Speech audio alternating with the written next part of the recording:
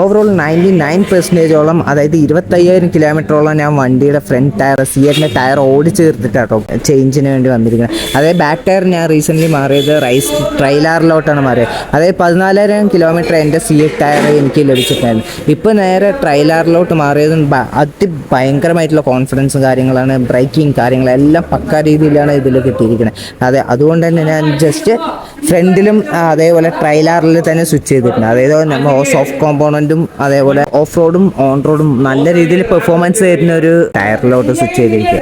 അതേപോലെ തന്നെ ഇതിൻ്റെ ബാക്കിയുള്ള ടയേഴ്സ് മാക്സസ് ഉണ്ട്, സിയറ്റ് ഉണ്ട്, അതേപോലെ റൈസ് ഉണ്ട്, JK ടയേഴ്സ് ഉണ്ട്. ഇത്രയും ടയേഴ്സാണ് ഈ ഒരു സെഗ്മെൻറ്റിൽ അവൈലബിൾ ആയിട്ടുള്ളത്. അതേപോലെ മാക്സസ് പറയുമ്പോൾ നമുക്ക് ഓൺ റോഡ് പർപ്പസ് മാത്രമായിട്ടായിരിക്കും ഇത് പെർഫോമൻസ് ചെയ്യുക. ടൂറിംഗ് പർപ്പസ് ആണ് പറഞ്ഞാൽ ഉറപ്പായിട്ട് മാക്സസ് നമുക്ക് ചൂസ് ചെയ്യാമായിരുന്നു. ബട്ട് ഞാൻ ഓഫ് റോഡും ഓൺ റോഡും ആയതുകൊണ്ട് ഞാൻ ട്രൈലാറിലോട്ടാണ് സ്വിച്ച് ചെയ്തിരിക്കുന്നത്. ബാക്കിയുള്ള 2 ടയേഴ്സും ഓൺ റോഡ് മാത്രം പെർഫോമൻസ് ചെയ്യുന്ന ഒരു ടയറാണ്. സെയിം ഇതും അതായത് വെറ്റ് കണ്ടീഷൻസിൽ തീരെ പെർഫോമൻസ് തരാത്തൊരു ടയറാണ് JK ടയേഴ്സ്. ഇത് എല്ലാത്തിലും നമുക്കൊരു ഫീഡ്ബാക്ക് നല്ല രീതിയിൽ തന്നെ ചെയ്യണം പറഞ്ഞുകൊണ്ടാണ് നമ്മൾ ട്രൈലാറിലോട്ട് സ്വിച്ച് ചെയ്തിരിക്കുന്നത്. ഈ ഒരു വണ്ടിയിൽ തന്നെ കോർണറിങ് കാര്യങ്ങൾ, അതേപോലെ തന്നെ നമുക്ക് ബ്രേക്കിംഗ് പെർഫോമൻസും ഓഫ് റോഡ് പെർഫോമൻസും അതേപോലെ തന്നെ നമുക്ക് ഓൺ റോഡ് പെർഫോമൻസും വെറ്റ് കണ്ടീഷൻസും എല്ലാത്തിലും നല്ല രീതിയിൽ പെർഫോമൻസ് ചെയ്യുന്ന ഒരു ടയറാണ് നമുക്ക് റൈസിൻ്റെ ട്രൈലാർ പറയുന്ന ടയർ.